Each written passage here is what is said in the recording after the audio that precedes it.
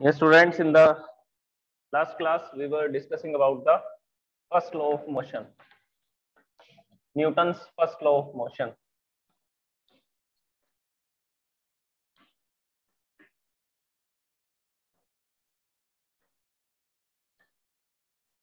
In the first law of motion, we have discussed about the inertia. What is inertia? Inertia के बारे में हमने discuss किया था. Inertia एक प्रॉपर्टी है मैटर की, मटेरियल की, जिसके पास भी मास होगा उसके अंदर इनर्शिया की प्रॉपर्टी होगी. और इस प्रॉपर्टी के कारण क्या होगा, जो ऑब्जेक्ट है वो अपनी स्टेट को मेंटेन करेगा. अगर वो रेस्ट की स्टेट में है तो रेस्ट में रहना चाहेगा, अगर वो मोशन की स्टेट में है तो मोशन में रहना चाहेगा, और जिस डायरेक्शन में वो मूव कर रहा है उसी डायरेक्शन में वो मूव करना चाहेगा, unless compelled to change that state. जब तक कि उसकी स्टेट को चेंज करने के लिए कंपेल नहीं किया जाएगा. कैसे कंपेल करेंगे, कैसे चेंज करेंगे, तो आंसर है फोर्स अप्लाई करके.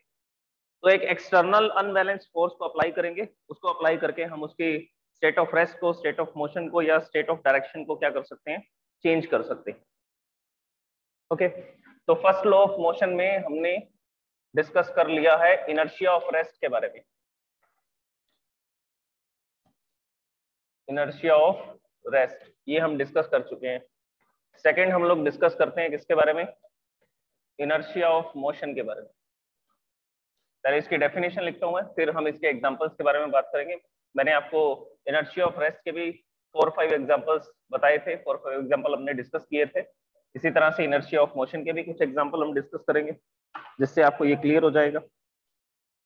ओके, सबसे पहले इसकी डेफिनेशन के बारे में बात करते हैं. An object remains in the state of motion.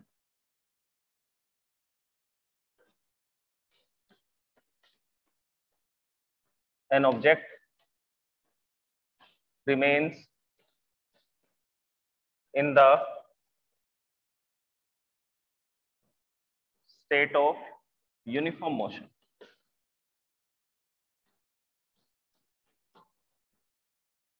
An object remains in the state of uniform motion unless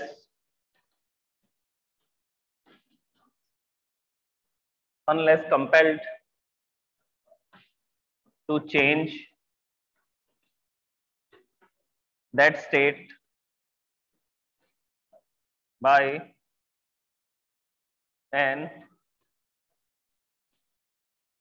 external applied force.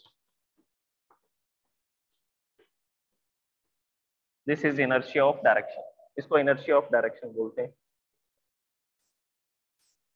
Okay, तो क्या लिखा गया है, an object remains in the state of uniform motion. Object uniform motion की state में रहेगा अगर वो 20 मीटर पर सेकंड से 30 मीटर या 40 मीटर, कोई भी एक एग्जांपल ले लेते हैं.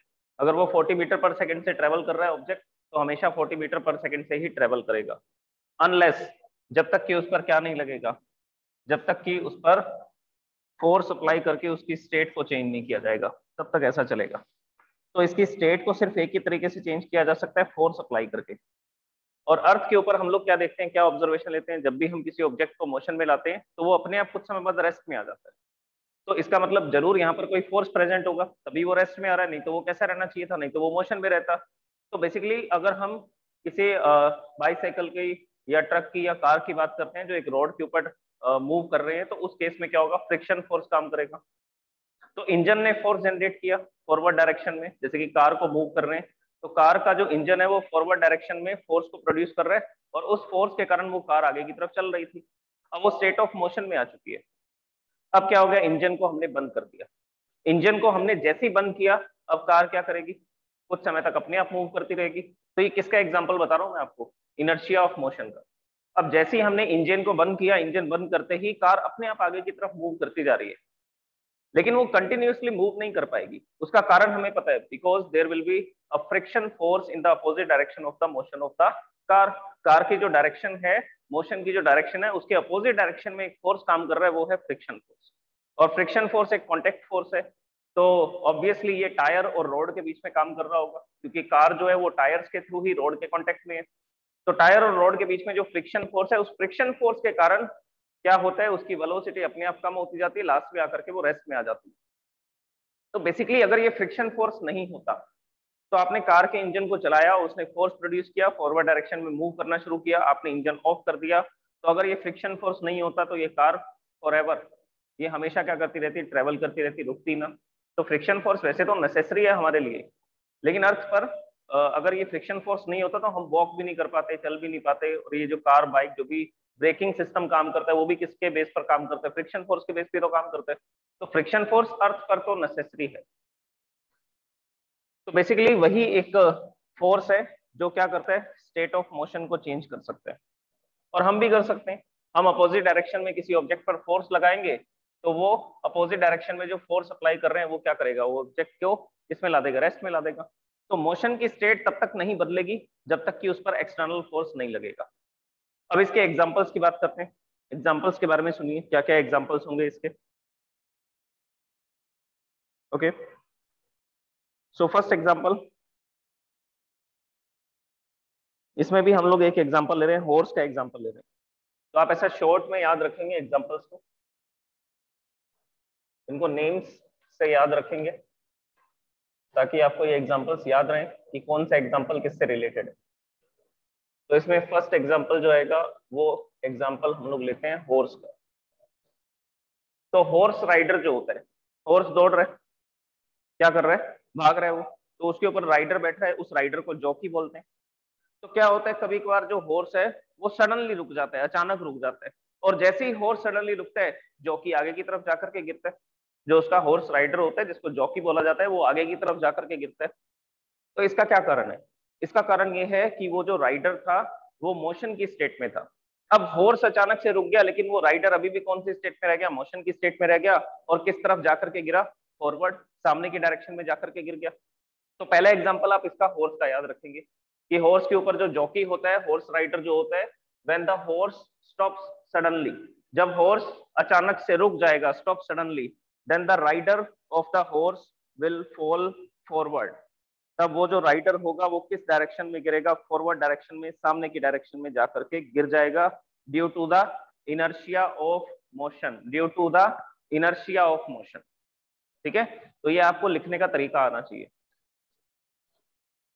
इसको मैं लिख करके बताता हूं, इस तरह से लिखा जाएगा, when a horse stops suddenly then the rider falls forward due to the inertia of motion, due to the inertia of motion। कारण भी बता रहे हैं साथ में, इनर्शिया ऑफ मोशन के कारण ऐसा हो रहा है, due to inertia of motion, because the horse rider will because the horse rider was in the motion, then it will maintain its state of motion and it will fall forward। वो कौन सी state में था, वो motion की state में था, तो वो अपनी मोशन की स्टेट में रहना चाहेगा, उसी में रहने की कोशिश करेगा, ट्राई करेगा, और वो मोशन की स्टेट में रहेगा, इस वजह से वो आगे गिर जाएगा, फॉरवर्ड डायरेक्शन में गिर जाएगा। So this is the reason, due to the inertia of motion. Okay, तो ये इसका फर्स्ट एग्जांपल आप याद रखेंगे। इसी तरह से सेकंड एग्जांपल की बात करते हैं। सेकंड एग्जांपल है जंप फ्रॉम ए मूविंग बस। ये डेंजरस होता है तो इसको कोई भी ट्राई नहीं करेगा, जंप फ्रॉम ए मूविंग बस। आपने देखा होगा शायद कभी कभार वीडियोस के अंदर या मूवीज के अंदर दिखाते हैं कि कोई पर्सन क्या होता है, बस से अचानक उतर जाता है चलते हुए। बस जो है वो मूविंग है, अगर मूविंग बस से अचानक से वो उतर जाएगा तो वो कौन सी स्टेट में होगा, वो मोशन की स्टेट में होगा।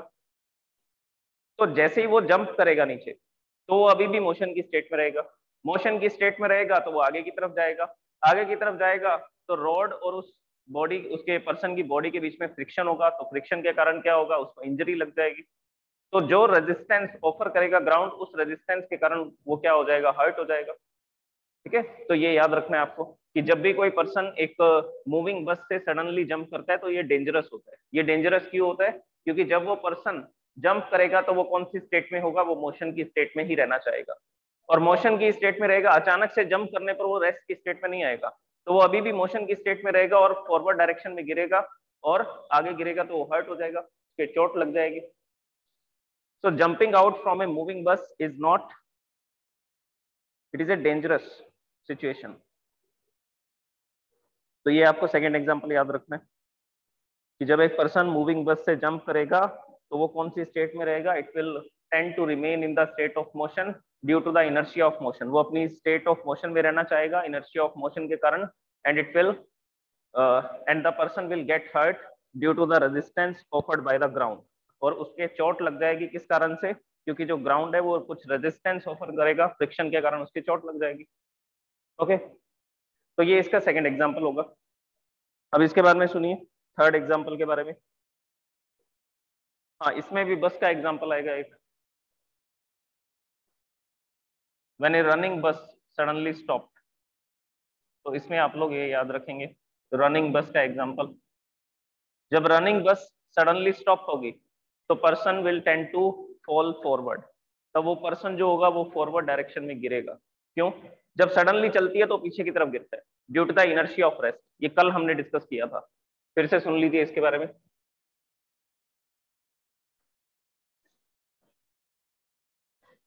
अब इसमें हम लोग एक पर्सन को दिखाते हैं, ये इसका सरफेस है।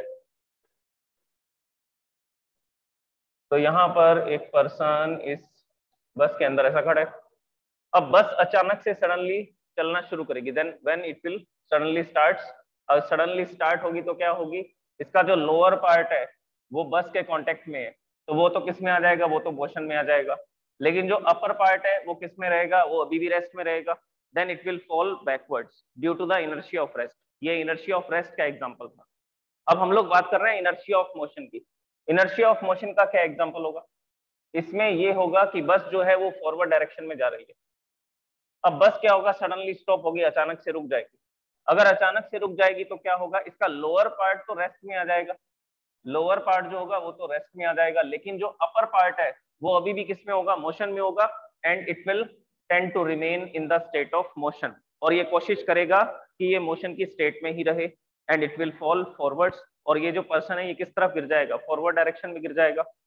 तो बस जब अचानक से रुकेगी, सडनली स्टॉप्स, जब मूविंग बस अचानक से रुकती है, सडनली स्टॉप होती है, रुकती है, तो उस केस में जो पैसेंजर है वो फॉरवर्ड डायरेक्शन में गिर जाते हैं।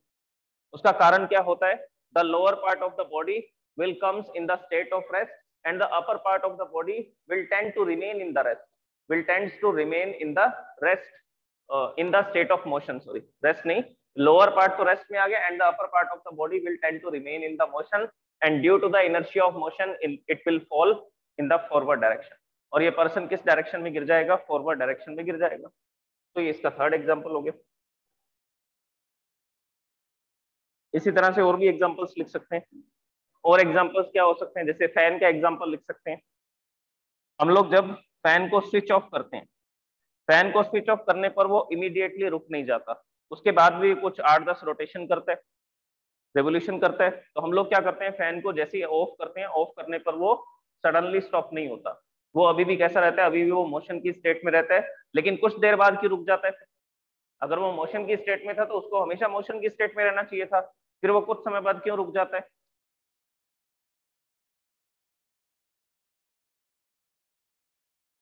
हाँ जी, तो ये फैन रुक क्यों जाता है, इन्होंने एक आंसर तो सही बोला है आर्यन ने ये बताया कि जो फैन की रोड है और जो फैन का जो मूविंग पार्ट है, जो रोटेट कर रहा है, जो मोटर है जो रोटेट कर रही है, उन दोनों के बीच में एक बॉल बियरिंग लगा होता है। आप सबने स्पिनर देखा होगा, स्पिनर यूज करते हैं, स्पिनर के अंदर एक छोटा सा बियरिंग लगा होता है, बॉल बियरिंग बोलते हैं उसको। तो ये बॉल बियरिंग का क्या काम होता है, इस तरह का दिखाई देता है। एक सर्कुलर पार्ट होता है जिसमें छोटी छोटी यहाँ पर मेटल की बॉल्स लगी होती हैं, और इसमें लगा होता है ग्रीस या ऑयल लगा होता है, जिसके कारण यहाँ का फ्रिक्शन बहुत कम होता है और ये फास्टली क्या कर सकता है, मूव कर सकता है। तो इस तरह के बॉल बियरिंग्स होते हैं। तो फैन के मोटर में भी मोटर और रोड जो एक्सेल होता है, जिसको एक्सेल बोला जाता है, उसके अंदर क्या लगा होता है, एक बियरिंग लगा होता है। तो बेसिकली जब फैन रोटेट कर रहा होगा तो उस समय पर यहाँ पर फ्रिक्शन होगा। तो फ्रिक्शन के कारण क्या होगा, ये फैन को कुछ समय बाद क्या होना पड़ेगा, रुकना पड़ेगा। एक कारण और है फैन के रुकने का, फैन के जो ब्लेड्स हैं वो भी कोलाइड कर रहे हैं किसके साथ, तो आंसर है एयर पार्टिकल्स के साथ। आसपास सराउंडिंग में जो एयर पार्टिकल्स हैं वो भी फैन के ब्लेड के साथ कोलाइड करेंगे। अगर कोलाइड करेंगे तो किस डायरेक्शन में फोर्स अप्लाई करेंगे, तो आंसर है अपोजिट डायरेक्शन में। अब जो ब्लेड है वो आगे की तरफ जा रहा है, एयर पार्टिकल आकर के उससे ऐसा टकरा रहा है, तो जब ऐसा टकराएगा तो किस डायरेक्शन में फोर्स लगेगा, मोशन के अपोजिट डायरेक्शन में फोर्स लगेगा, और इन पार्टिकल्स के कोलिजन के कारण जो फैन के ब्लेड्स हैं उन पर फोर्स लगेगा, और फोर्स लगने के कारण धीरे धीरे वो फैन की जो स्पीड है कम होती जाएगी, लास्ट में आकर के वो रेस्ट में आ जाएगा। तो इसके दो कारण है रेस्ट में आने के। हम फैन को जब स्विच ऑफ कर देते हैं तो वो रुक जाता है कुछ समय बाद, उसका कारण है कि रोड और फैन का जो मूविंग पार्ट है, जो मोटर है, उसके बीच में फ्रिक्शन के कारण ये रुक जाएगा। दूसरा, एयर रेजिस्टेंस के कारण भी ये रुक जाएगा। आसपास जो एयर के पार्टिकल्स हैं वो फैन के ब्लेड्स के साथ कोलिजन करेंगे, और कोलिजन करने के कारण ब्लेड्स पर फोर्स लगेगा, फोर्स लगने के कारण उसकी जो वेलोसिटी है या स्पीड है वो डिक्रीज होती जाएगी, और फाइनली वो किस में आ जाएगा, फाइनली वो रेस्ट में आ जाएगा। तो ये आपको याद रखना है फैन के एग्जाम्पल। तो इस तरह से ये 4 एग्जाम्पल्स मैंने इसमें लिखे। अच्छा, एक एग्जाम्पल मैंने आपको स्टार्टिंग में बता दिया था, जैसे कार या बस का एग्जाम्पल बताया मैंने आपको कि हमने कार के इंजन को क्या कर दिया, ऑफ कर दिया। इंजन को स्टार्ट किया, स्टार्ट करके कार को मूव करना शुरू किया, फिर सडनली इंजन को बंद कर दिया, ऑफ कर दिया। हम देख रहे हैं कार अभी भी फॉरवर्ड डायरेक्शन में मूव कर रही है, लेकिन ज्यादा समय तक मूव नहीं कर पाएगी। फॉरवर्ड डायरेक्शन में मूव करेगी because of the inertia of motion, क्योंकि वो जो कार थी वो मोशन में थी, and it will try to remain in the state of motion, but friction force will be applied in the opposite direction of the motion of the car, and due to this friction force the car will come into the rest. अगर ये friction force या air resistance नहीं होता तो car forever उसी speed से चलती रहती जिस स्पीड पर हमने इंजन को ऑफ किया था। ओके, तो ये सारे एग्जांपल्स हम लोग इसमें लिख सकते हैं। These are the examples of the inertia of motion. तो ये सारे एग्जांपल है इनर्शिया ऑफ मोशन के।